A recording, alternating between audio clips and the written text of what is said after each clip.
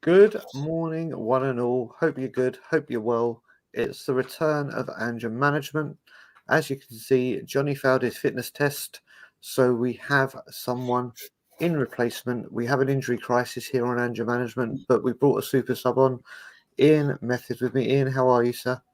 Yeah, good morning or good evening, wherever people are. And as we said before the show, not a great performance yesterday, but you always feel better when you wake up in the morning and we won the day or the night before. And that's one of those mornings. Yep. We'll talk about a few things, no doubt, but 3 points is 3 points and 3 points. I'm a golfer, and as we say sometimes, there's no pictures on the scorecard, and there's no pictures on the scorebook. Just goes in the book as Forest 0, Tottenham 2. The perfect way to say it. The perfect way to say it. So we will be doing our normal show. Everyone, if you can, I think Johnny will be watching. Send Johnny some love. He will be back for Everton, please God. Let's just say hello to everyone that's in the chat. First of all, Edwards, and good morning, sir. I haven't seen you for a while. Hope you're good.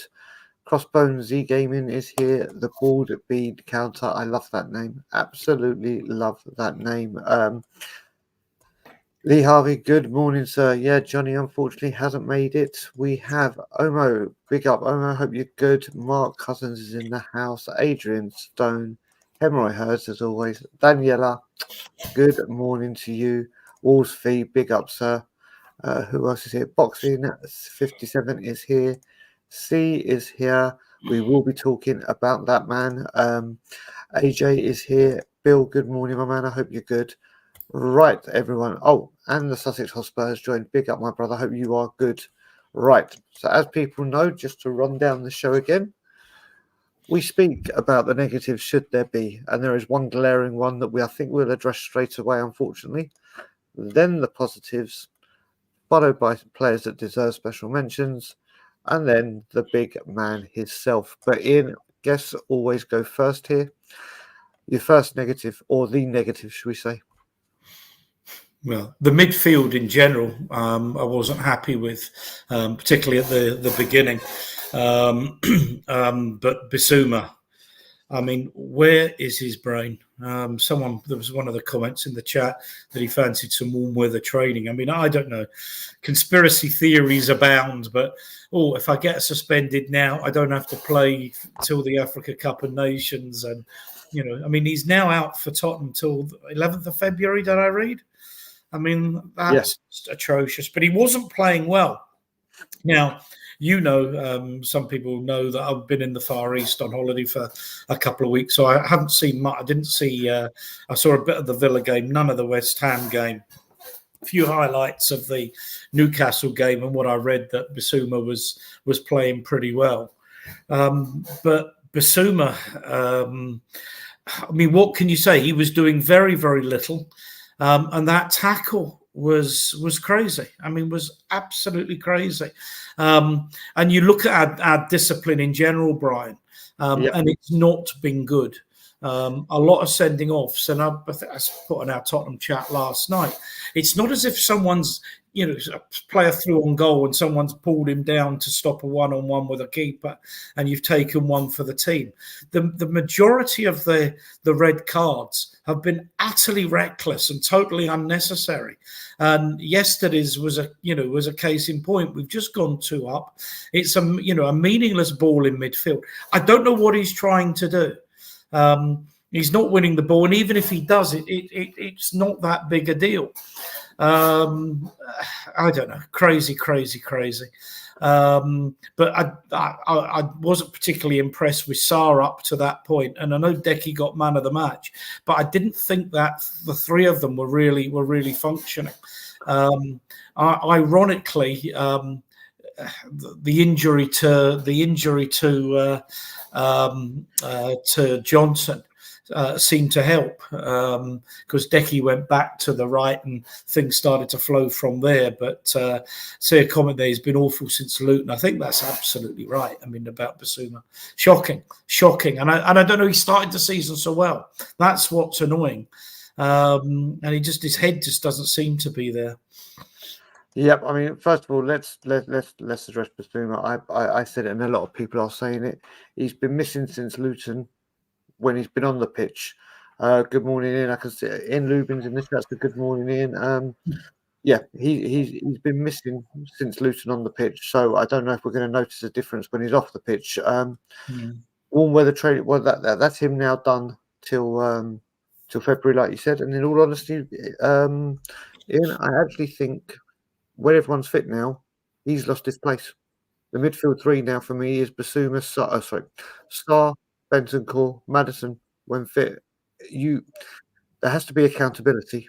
There has to be some form. And if you look at it now, that's 4 red cards we had, as you said, and we move on to the discipline as my negative. 4 red cards this season, 2 of them his, 3 separate suspensions. And like you said, he started the season off on fire. It was like, here we go. And you know what some people were saying yesterday? And it's time to talk about it when it comes to Bissouma. People were saying, I was one that said, Conte's an idiot. How did he not find a place for Yves Bissouma in his team? He had an ace in his pack and he didn't play it. I think he may have had a point, don't you think, Ian?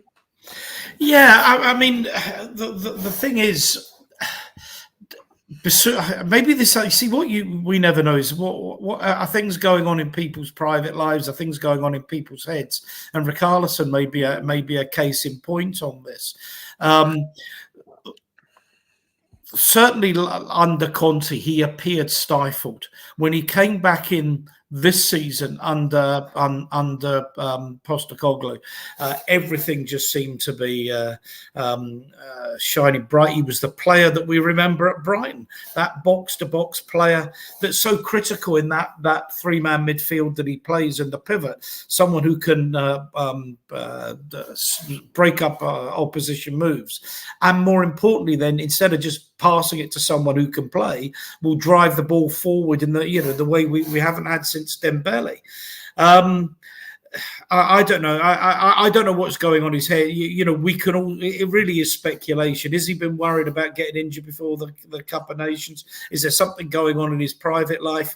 Is he just not as good a player as we think he is? I'd like to think he's still going to be a really great player for us, but. Sitting in this, a bit like I said with Romero, absolutely no way is any use whatsoever if he's sitting in the stand, which he's going to be for 4 games now.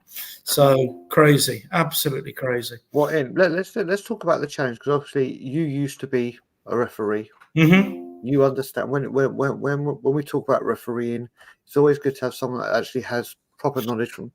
Yeah, that tackle before VAR stays as a yellow card, doesn't it? Absolutely. It's getting silly now, and we'll also bring into this, and I'll bring it up as my negatives. People have mentioned in the comments that tackle from Udogie, is no way a yellow card. The guy is a man mountain. He's shoulder to shoulder. He's going to win 95% of his battles shoulder to shoulder. And in some cases, he's going to send people flying. I don't think it was a yellow card. It's amazing how he got booked for that first challenge. And some Forest players were getting away with 3-4 tackles before they got booked. But what did you make of the refereeing? I thought it was a little bit inconsistent, but I think a lot of the refereeing's been really inconsistent. I think, once he gave the foul against Udogie, the arms round the neck and what have you. As I said, the problem is consistency rather than the tackle itself. It's not one of those where I thought, oh my God, what a terrible decision. The one player I thought was getting away with it all evening was Yates. And I'm like thinking, how many fouls, because one of the things in the laws is persistently infringing the laws of the game. Someone's just put in there, Yates 6 fouls twice, calling for a yellow. I actually missed that, but I've read that on social media, and it is meant to be an automatic. Yeah, that's what I was about to ask you. When you do that, 2 or 3, Yates should have got at least a yellow, and that's where people. That's where people get frustrated at referees, and then you start reading the conspiracy theories. It's all for Manchester City and Arsenal. Since the Liverpool game, we've got nothing and what have you, and stuff like that. And to be honest with you, it's not helpful. The referee I just thought was ordinary. But he's got once he's called over by Michael Oliver, who's for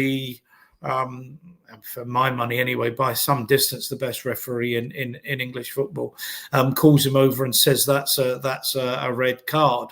I don't think Gillett's got a lot of option, although he did spend a little bit of time looking at it. There wasn't a great deal of force in the tackle. It's not as if he clattered through, but he was high and he was late.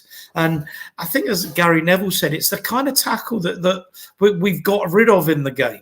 Because when I'm older than you, Brian, but they used to call them leg breakers. Now, having been called over by the referee, I don't think Gillett had much option but to send him off. My criticism is of Bissouma for getting himself into a position where he even gave the referee a chance to red card him. Stupid, absolutely stupid. Yeah, we just had a super chat coming from Adrian. Just that second, thank you, Adrian. VAR made this foul look like a Michael Bay movie. He's a silly boy. But another thing I'm going to bring up with this is our discipline. If you remember when Arsene Wenger, and I hate bringing him and that lot down the road up, when he first came, they had a major discipline problem. Discipline problem. And it was getting highlighted very, very persistently. And then that started having an effect on the officiating. It's happening with us right now, isn't it? Yep, absolutely. But and I don't know whether there's a similarity in the fact that Arsenal were trying to play nice football from the back and felt they had to assert themselves on the game. I can't. I'm seriously at a loss to understand why the players are committing these fouls. Romero, we know, we know Romero has that side of him, unfortunately. And I didn't think the one against Newcastle was a red, but the fact that people are talking about it, the fact that he was committing a pretty reckless foul in the middle of the field in a nothing position when we're 3-0 up. The fact that you're even going in for a tackle like that people are discussing whether it's a red card or not, for me is the problem. Not whether he got a red or whether he got a yellow. And by God, we cannot afford to lose him for another 4 games with everything that's going on. And that, to me, is where the issue is players' decision-making, particularly at critical times of the game. 2-0, where 2-0 up, We're absolutely cruising, and a player does that. Similarly, last week, I saw the tackle on highlights. Yep. 3-0, nothing going on. Game's totally under control. What goes into a player's head where he thinks I've got to go snapping into a tackle like that? Stay on your bloody feet. I wish I could. One thing I do want to ask you, and then if you have another negative, we'll discuss it. If not, we'll move on to positives. This name keeps getting mentioned. Yeah. And the reason I want to bring this up is whenever this name keeps being brought up, I mention a player. We've been linked with him. We've been linked with Gallagher. And I still think head and shoulders, I would take a player that was playing for Nottingham Forest yesterday and caused us a lot of trouble. I want Morgan Gibbs-White. You want who? Morgan Gibbs-White. Is he good enough? I mean, I looked before the game, and I had sort of some worries about the game yesterday, I'll be honest. And thought, how many players of that Forest starting 11 make our first 11? No, don't think any. How many then even make the squad? Not that many. I mean, the Calvin Phillips and Gallagher, Matt O'Reilly at Celtic's another one that's been linked, who I think is probably better than the two of them, and again younger, but a bit more potential. Calvin Phillips, when he was at Leeds, did we think he was that good? Not sure. Conor Gallagher, I don't think Chelsea will let Conor Gallagher go, and I certainly don't think they'll let him go to us. I don't know. I think we do need someone else in there. And there's a few names been bandied about. Some I know, some I don't. I'm not convinced about Calvin Phillips. One of those players that maybe found the right team in Leeds. I'm not convinced he's the answer. And at what price would City want for him? 50 million maybe? Probably.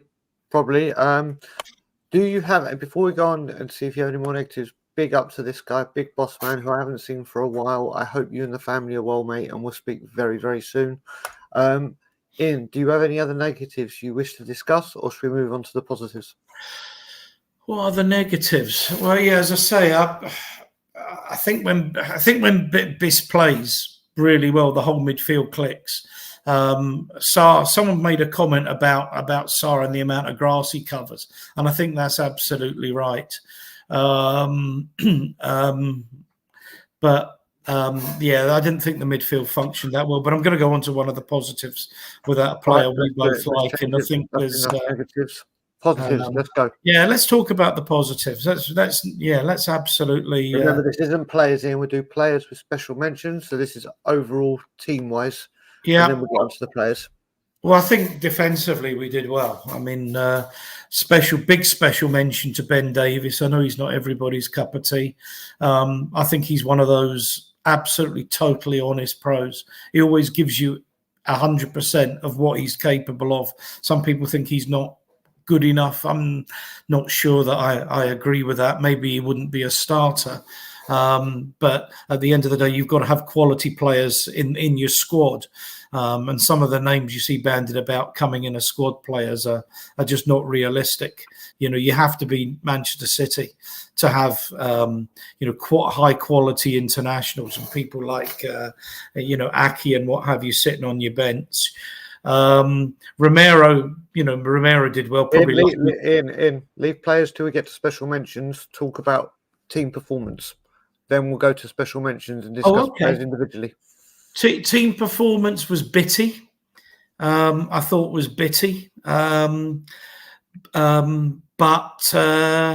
look, the reality is the best teams win football matches without playing very well. And we won the game. There's no getting away from the fact that we won the game. Yep. So I think that's the big positive. We won the game. And we got 3 points without playing well. That said, I mean, I looked at the table. Forest best hopers are 3 worst teams in the league Burnley, Luton, and Sheffield United will be worse than them, and that keeps them up. But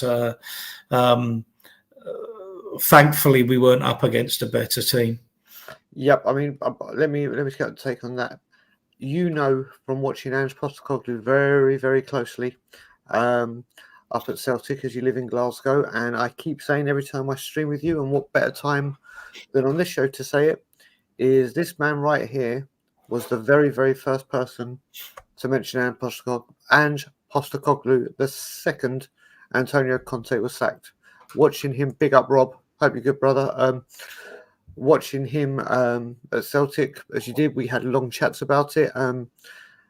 And we know his football to be very, very, very pretty and very, very easy on the eye. And that's what we've seen. And even when we went on that losing run, everyone was saying, playing good football, but not getting the results. Well, yesterday was the anti-Ange ball.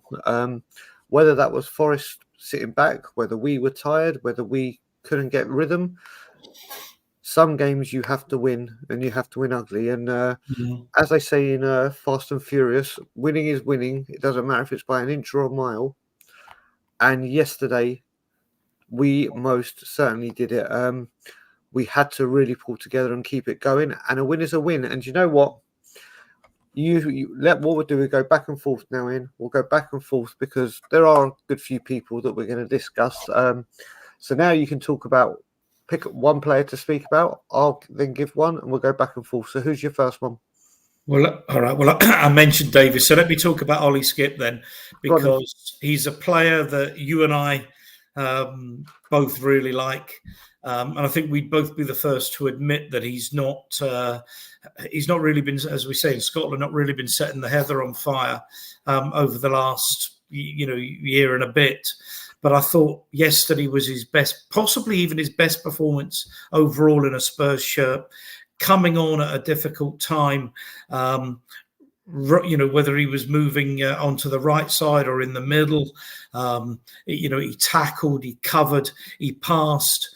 He knew when to dribble, knew when to hold the ball, knew when to find a colleague. I was really, really, really impressed with how Skipp played and how he adapted. And when we know we're losing Sarr, we know we've now lost Bissouma.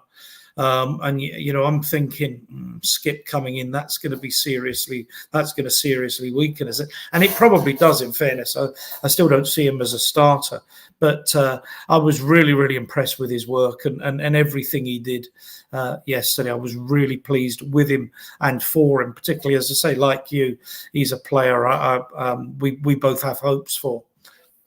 So yeah, I mean, Ollie Skipp. First of all, I I didn't understand the substitution. I didn't understand why Pierre didn't come in. I don't know if that's because there's a transfer in the offing, if they're sitting down the line, or he just thought for Forest and the way they're playing, he was better suited. I think first half he couldn't get into the game, but he drastically improved in the second half. And probably with Bissouma going off, was the right person to have on the pitch in the first place. Then bringing Højbjerg on, I'm with you. You and me thought he offered so much, but has given so little to us what we thought we could do. I don't think he's an Ange player, but yesterday he did come on and he did the job that was asked. So that's all we can ask of him.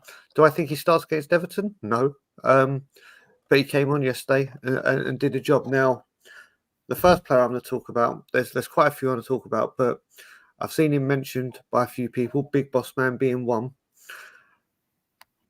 Our goalkeeper, do you know what? You and I keep mentioning this, when you look at a goalkeeper, you look at the big teams like United when they've lost Schmeichel, when they've lost Van der Sar, even what they're going through now when they lost De Gea. You look at the filth when they lost Seaman, then they lost Lehmann. You look at Chelsea right now. A lot of teams take a little while to find the right goalkeeper after they've had a goalkeeper for so long. And Vicario at £17 million or euros, whichever one it was, for me is pound for pound the signing of the season by a country mile for value for everything. Mm-hmm. There's a couple of saves there yesterday that are just outstanding. Outstanding. He is an incredible, incredible player. And I can see Nick's comment. people will know, and I keep saying it, I went absolutely batshit crazy when we didn't get this man. Batshit crazy. I don't know if you realise, Ian, but I went a little bit mad at a certain chairman for pulling out of this deal. My God, I always love to be proven wrong. I don't get proven wrong many times, but this one I most certainly did. He's magnificent, isn't he, Ian? He's magnificent, and again, he's an Ange player. I think he's a better goalkeeper than Raya at doing what he does. And in particular, when we're going to play that high line, then you have to have someone who can play a bit, who is brave. He's actually quite quick as well. When the ball comes through, he's got that little turn of pace over 5 yards. That's probably right, Ben, I think. He is a magnificent keeper, and he's only going to get better. And this comes down to some really, really good scouting. And let's be honest, we've had some pretty poor scouting over the last few years. We can all speculate about what that's down to and the extent to which the chairman has been an influence or a malign influence. I mean, we don't know. And I know, some people have got their ideas on that, and now's not really the time. I think what we're all hoping, and big touch wood, is that we've got an infrastructure in place now in terms of directors of football and scouts that are going to all be pulling in the same direction in terms of bringing in the players, but bringing in the players that the manager wants. I don't think it matters to Ange whether the player's 5 million or 500 million if he does the job that's needed. And as you say, Raya's a decent keeper. He was a more than decent keeper, but we have certainly got a brilliant keeper at what, 17 million, whatever it is, 17 million pounds or euros. It's in this context, it's neither here nor there. And when you think about this idiot at Manchester United and what have you, and what did they pay for him? 50 million. What did they pay for him? I mean, he's just awful. Not the time.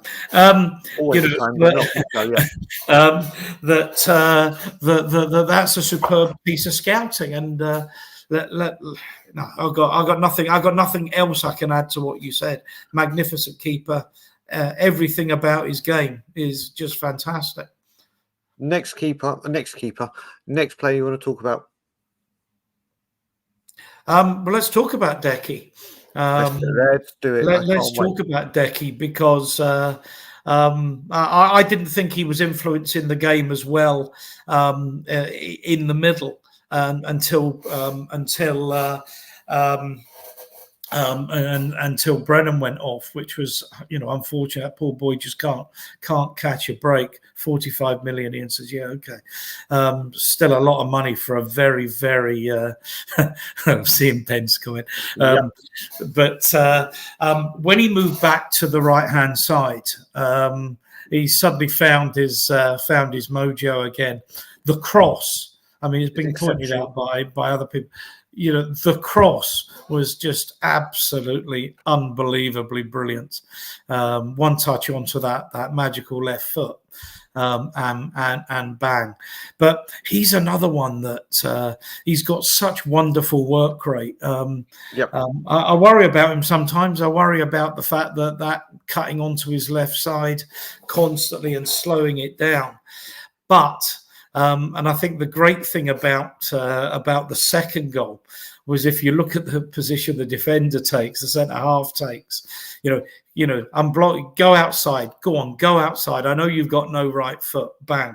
Now I know it was a poor piece of goalkeeping, and there was a touch of the Lloris's. I've always had a problem with Lloris. He's often his first movement. Difficult to do it with the camera, but his first movement was down when he was in that 1-to-1 position, which weakens you and what have you. The goalkeeper went down and his hands therefore weren't strong enough to stop the shot, which he should have stopped. But the fact that Decky was prepared to go onto his right side and did hit the ball with a fair amount of power, I think is a good sign, because if he can show he can go both ways, then that's going to be a really big boost for him. And I made the comment in one of the chats, Brian. If you look at the Destiny's goal against Newcastle last week, Trippier knows Sonny really well, and he thinks, you're gonna come onto your right side and get a shot. I know what you're gonna do, and Sonny does it, turns him inside out onto his left foot, and plays the ball into Destiny and puts us one up. There, the defender's trying to show Decky outside, because he knows he hasn't got a right foot and can't hurt him. Bang, goal, 2-0. So, absolutely delighted for Decky. As I say, his work rate is phenomenal. I mean, there's one who just runs and runs and runs, and will go through a brick wall for the team. And clearly, he loves his football. He loves the club. He loves his manager. I see that about Decky's best position as a 10.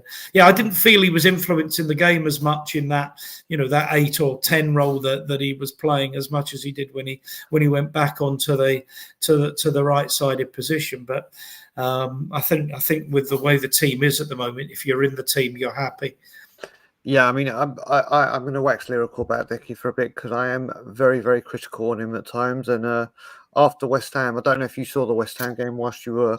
I didn't. It was the middle of the night. Lucky one. You're the lucky one. Don't go back and watch it, because you'll be very, very frustrated. I started to call him Dejan Predictabilisky, because it was getting ridiculous.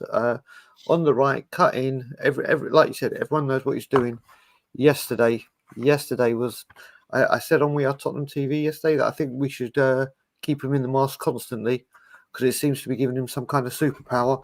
That cross, listen, I'm sure we'll come on to Richie soon. I will certainly be bringing Richie up, but there's another player I want to talk about first. But Kulusevski yesterday, like I said, there's no doubt in his work rate. But it's his application, final ball, goal scoring and assists that need to improve, like when he was here in his first 6 months. And yesterday he just showed why he can be so important on the other side, let alone the work side. I think he was absolutely brilliant, and just got my man of the match ahead of one person who yesterday was magnificent, was wonderful, and it's Kulusevski Romero. Yeah, agreed. Can I make one more point about Kulusevski before we move on? And that is, he played a very, very similar game against Luton when we went down, when Bissouma was sent off. He just seemed to find that extra 10%, to compensate for the lost man. I just think he's just such a team player. There are some things about him that worry me, but heavens above, he really is prepared to drive through a brick wall for the team, and you just love that. But yeah, you want to talk about Romero. So on you go. Kulusevski Romero. Do you know what? He was the best. The best compliment I can give him is no one is talking about him today in a negative way. He didn't put a foot wrong. No. Even do you know what? It all started from when Vicario did that very weird fist out of his goal, which I didn't understand why he didn't catch it or didn't. He had time to catch it, but he got there and made the block. He didn't put a foot wrong last night. His timing of his tackles was spot on. He didn't go to ground. Bringing the ball out of defence was superb. He was just, when he has a quiet game and he hasn't made a rush tackle, he has had a great game, because the tackles that were going in, like Ryan said, if Romero had made that tackle Bissouma had made yesterday, the whole world is talking about it. Yeah. The whole world is going, oh, Romero is doing it again, blah, blah, blah, blah, blah. Yesterday, he needed to, when we weren't playing well and they were roughing us about, that's prime time for Romero to go, right, okay, let me knock one of these out and say, listen, I'm about, don't do this. I think yesterday he was absolutely superb in. I couldn't argue with a word of that. I think the worst of it with Romero is that when he plays like that and he's got his discipline and his focus, his concentration, and his attitude right, he is undoubtedly one of the best centre halves in the world. And he makes that. One thing I love about never having been a great player is when you see a good professional sportsman make the game look easy, and there's times he can make it look so very, very easy. I mean, that Romero is so good on the ball, lovely line breaking, absolutely. And he just made the game. He was calm, he was collected. He was sometimes, I felt it was like watching a grown-up playing in the under-15s, particularly in that first half. I couldn't agree with you more. I thought Romero, and as I say, Romero and Davies worked really well together as a pair. Yeah, I mean, you spoke about Davies earlier, then I cut you off. Go on about Davies. Well, just as I say, he's one of those players. I know Dyer's had a fair amount of stick, and a lot of it over the last, probably now 12 months, has been more than justified. But I sometimes think that that Davies has got a bit of a raw deal at times. He's not a great player, but he's always been a good one. His best position isn't left-sided centre half in a 4. It's either as a left back, or his best position is one I think he plays for Wales, which is the left side of a 3. But he's a good pro, and you need good pros in your squad. He does an absolutely honest day's work, gives absolutely 100%, doesn't try to play outside his ability, does the simple things well, and will give you 100%. I mean, I think if you're a manager, you want people like Ben Davies working for you. I'm not talking about a football manager. I'm talking about any manager. Yep. You want people like Ben Davies who come in and do the most honest day's work and will give 100%, and they've got nothing left to give. I think he cares passionately for the club. People who want him out the door, not a chance for me. I think he's one of those ones that. And I'm not sure Ange wants him, because he was talking about selling him last summer.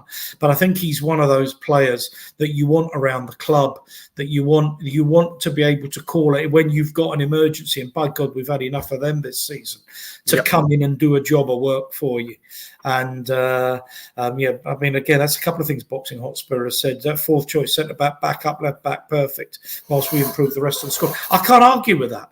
I can't argue with that. You're not going to have a squad of world-class players sitting on the bench, as I said, unless you're Manchester City and you can afford to have someone like Nathan Ake sitting on your bench who's prepared to sit on the bench or sometimes in the stand for the high earnings of the trophies you walk away with. Not every club has that luxury. So yeah, really, really, really pleased with him and for him. Yeah, I have to say very quickly, Shermanator's in, big up, mate. I haven't seen you for a while. Hope you're good. Hope to catch you on a space very soon. But yeah, I've got to say, this is what Spurs fans, what we need to do. When you're, and I always quote this. I say, if you're big enough to give criticism, you got to be big enough to give praise when it's due. And Ben Davies deserves a huge, huge amount of praise at the moment. Listen, against Wolves, him and Dyer didn't look good. No, well, they did until the final 5 minutes. The last 2 games, Ben Davies with Romero has been brilliant. I mean, obviously, as soon as Van de Ven's fit and we know he's good to go, Ben, you're out the team, and you're just not on that level. But he is a player that will always give you 100. You were talking about Decky running through a brick wall and doing everything. You won't find. We talk a lot of this. A lot of Spurs fans say we need to get rid of the deadwood and we need to get rid of the bad eggs. And they put Ben Davies in that category. And I don't think he is. No. Do we need to improve on him? 100%.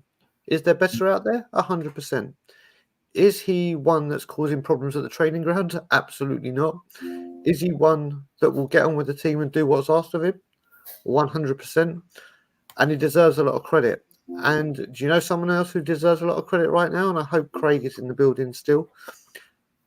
Let's talk about our number 9, who is now Rishi. back-to-back. Listen, back-to-back goals in games. The cross made that goal for him. Let's get that right. And the keeper could have done a bit better, but that's when you need Richarlison there to get a chance and be ruthless and take it. And he did. His work rate has never been in doubt. Never been in doubt. And hopefully now, I said, you've seen the Newcastle game now, Ian. What a difference it makes when Richie's in the position that he needs to play, and when he's fit, physically. Don't know what's going on with him mentally still, but he may still but he seems in a better place there. Yep. And then you put a left winger on the left, a right winger on the right, and you have a creator. When he has people around him that can do his job and they're in the positions they need, he can then do what he needs to do. And everyone, including me, has given Richarlison criticism at times. Again, as I said with Ben Davies, you need to credit where credit is good or credit is due. And right now, where we've been lacking a goal scorer, if it's not Son, Richarlison is finally starting to chip in. No, absolutely. What was interesting about Richarlison, he's one that's alluded to, perhaps some mental health issues. But the strange thing is he's clearly been struggling with a groin or whatever, and he had a little bit of minor surgery on that. And obviously we don't know, do we? Has he got a little bit of, has he had a little bit of pain when he's run and what have you? Is he mindful of it, so it's got into his head or whatever? None of us know. But the fact is, 3 goals in 2 games is a big, and you just think if he can kick on from there, because he's obviously a good footballer. People say, we should never have paid 60 million for him. But the fact is, sometimes you don't get much for 60 million. Look at Ndombele, for example. Rishi can clearly play. You don't get to play centre forward for Brazil if you can't play. Yep. And if he can add, if that confidence is there and he can start finding the net with some regularity, then that will almost be like a new £60 million signing, because let's face it, we've not seen anything like the best of him. But anyone who's watched football over the last 5 years or so knows that the Richarlison that's been playing for us has not been the Richarlison that was playing in a struggling Everton side. So it would be wonderful if he was if he was there and was starting to score goals with some regularity. That would be absolutely fine. I think that's he's a far more skillful player than Noel. But I have to say, I'm going to bring up, I started Nick's comment. Nick, brother, hope you're good and Laura's good and the kids. What I will say with this is you're right, but the thing is, if he hadn't scored in these 2 games, people would have been going mad about his lack of goals and he's not good enough to be in the team, and it would have been like, what's he doing there? Blah, blah. Give Valise a chance, do this, do that. He's come on, scored 3 goals in 2 games. Yes, we need to see a run of it. Yes, we want to see 15, 20 goals a season. Will we get it? Don't know. But again, if someone had said to you at any point this season, Richie's going to score 3 goals in 2 games, will you take it? I think everyone will say yes. Everyone. Absolutely. So we've got to take the rough with the smooth. And he came on and did what was asked. One thing we did forget to mention in this is, let's hope Brennan Johnson recovers quickly. That looked like a nasty concussion. Or apparently we didn't use it as a concussion sub in the end. No, it's just a bad cut, which is stitches. You would think, when's the Everton game? Is it next Sunday? Everton game's next Saturday. It's Saturday. 8 days, a cut, can put masks on and bandages and stuff like that. I'd be surprised if he wasn't included. I don't think he needs to be out for any length of time. A cut, stitches these days should be okay. Put it this way: if the mask has the impact it does on Kulu on Brennan, so be it. Let's just have our flying wingers on both on mask. Any other players you want to mention, or do we move on to Big Ange? can't think of anybody that needs a particularly special mention. There we go. So let's move on to the big man. Yeah, no, let's talk about Ange then. Yeah. Your thoughts, and seeing that you're, like I said, I would always say this with you. When you speak about Ange, I take a lot of more than anyone. I take a lot of notice of what you say, having seen him at such close quarters. So, give us your lowdown on him yesterday. I think overall, the project was way ahead of where when we were top of the league and we were Ange won 3 consecutive Manager of the Month awards. I thought the project was well ahead of schedule, way ahead. It must have been succeeding way beyond even he could have expected. When we lost 4 and 5 and what have you, you're thinking, well, this could be a problem. And now we've won the last 2. So we're probably about where the project, I would have anticipated it would be around this time. I mean, I've said on streams, not my manager, no to Postecoglou, we're in a relegation battle, was all complete rubbish. I mean, for me, people put posting that with really no knowledge of him or not much knowledge of the game, to be honest. But I think you see what people are saying now, and everybody loves him and everything he says. And as I say, I think the project is pretty well on target as to where I would have expected it to be, with the number of injuries and suspensions we're having to face. There'll be a transfer window, and we maybe to come on to that, but to which he will strengthen in the areas that need strengthening. So overall, I mean, you've got to give Ange a good 9 out of 10. In terms of yesterday, he can't. The one thing I guess that pleased me is that if anybody did watch Celtic, he often did struggle against the low block, and plenty of teams playing low, particularly when they come to Celtic, just put 10 behind the ball, 1 up front, and hope that Celtics, what was that? Celtics wingers. Celtics wingers. Not entirely sure. Anyway, let's move on from that. And I've now lost my train of thought, Brian. In terms of the low block, and they sometimes struggle, didn't move the ball fast enough or whatever. Eventually, we made, let's face it, the two breakthroughs, and were creating chances. I mean, Sonny should have scored early doors, and that's. We've been saying that a few times, that we've created chances early. You think about that Luton game that we alluded to earlier, when we really should be 3. It should have been comfortably 3 up, in 7 minutes. Game done. But yesterday, substitutions. Well, he got the job done, and I suppose that's the bottom line. He's always messed about when he's had a player substituted. Sent off. Skip bringing on Skip instead of Højbjerg when Brennan went off, I thought was interesting, because I think Skip certainly has a better engine than Højbjerg. I haven't seen Ellie in the chat, thank goodness, because I'm. You may do now. You mentioned. I know she's in love with Højbjerg, but I just don't see him as having the ability to play in an Ange system. And whether he's one that goes in the winter and we do bring in 2 in there, or whether he stays for the rest of the season and then moves on at the end of next season, I would be staggered.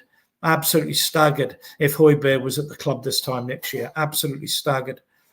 I mean, what I will say, and I'm going to quote Stell, because I listened to him on We Are Tottenham TV yesterday, and he was spot on. When people, I'm sorry, I'm just include this comment. I'm so sorry. Because in his contract, we're discussing the fee. It's down to Johnny. as Johnny couldn't make it due to having COVID. But still mentioned yesterday, everyone's been having a go at Ange and his in-game management, especially at the Chelsea game when we were going to try and get a point. Yes, there was 9 men. Yes, we played a high line, and everyone was saying Ange doesn't have another clue. That Ange only plays one way. Well, yesterday when we went down to 10 men, we were 1-0 up, and we're protecting something. And what did he do? He didn't start playing high lines. He was like, right, okay, we got to adapt. He showed that other side to him because everyone says he's only got one option. He only plays one way. And then it came. Oh, well said, Ian. Ryan. It's exactly what he did again with Bissouma. When we were.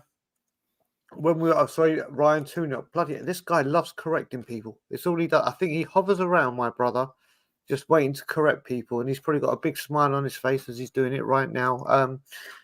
But Ange Postecoglou didn't go, right, let's attack.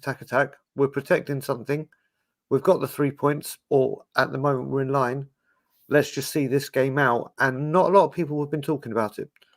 But when it was the Chelsea game and we're trying to win something, and let's face it, we had opportunities to try and equalise that game at Chelsea and possibly even win it if Dyer's goal had stood and then Sonny's chance at the end. So I think Ange deserves a lot of credit yesterday. It's not, don't get me wrong, he's not going to get the credit for the beautiful football that we've been playing all season. But he is going to get credit for seeing the game out, making the right. I think Newcastle, we got absolutely everything spot on, everything from subs, players, selection, everything. And yesterday he had to adapt, and he did that in. I mean, I don't know how often he had to do that at Celtic, and you will know that better. But I think he does deserve a bit of credit from people, not just our fan base, anyone that's watching us. They're saying, oh, he's only got one plan. He doesn't know what to do apart from attack. I felt he got that bang on yesterday. I think that where he struggled in the comparison, I'm trying to read the comments as well. Someone said about my pal runs the academy at Celtic, and so there may be some people in the chat that can maybe even shed more light on this than me.